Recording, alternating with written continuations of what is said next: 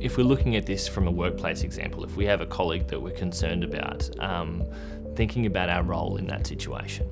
Yeah, and I think there's a lot of us that you would know you're concerned about someone, and you might intuitively have that feeling you're concerned about X, Y, and Z. They just seem off. Our role then is thinking about actually what we do at that point in time. Yeah, because if we do nothing, and the worst case does happen, how have we taken responsibility as a community or as a workforce? What have we done about that problem? We've noticed some signs and symptoms and we haven't taken any action. So how we can inquire safely, because we don't want to expose someone either, we don't want to make them uncomfortable, but actually how we can safely inquire about their safety and well-being. So if you have a direct relationship with that person and you feel safe with that person, how you can actually ask some questions like we're talking about that around their well-being and whether they are okay, or I've noticed something is going on for you, so in terms of directly approaching that someone. Or if you don't know that person well, is there someone else in the office that you know has a close relationship that you could encourage to go check in on that person? So it doesn't have to all be on you.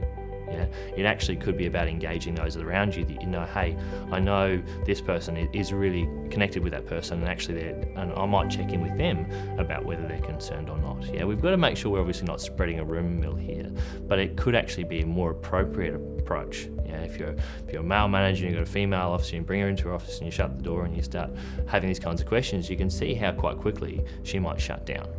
So is there someone else that you know who's safe and supportive, who might actually be part of this conversation or could assist you in hosting this conversation with that person, if appropriate? So it doesn't have to all be on you. It could be a shared responsibility. And in fact, I guess in some respects, the more engaged we have support services, the more available. Now, if we're concerned and thinking it is domestic and family violence, it's also probably going in with some preparation, that we know what's available in our support service, that we know what our policies and provisions says, that we actually have some contact details.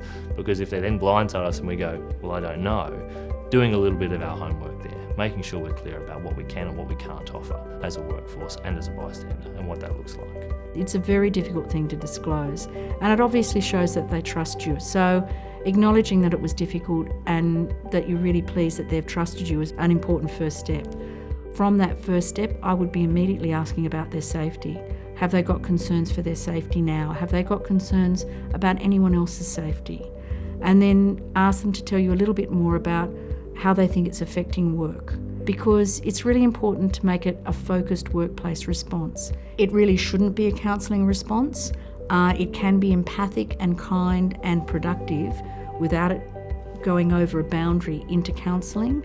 And so focusing on what concerns they have about their workforce performance, what concerns they might have about the way in which their team is affected.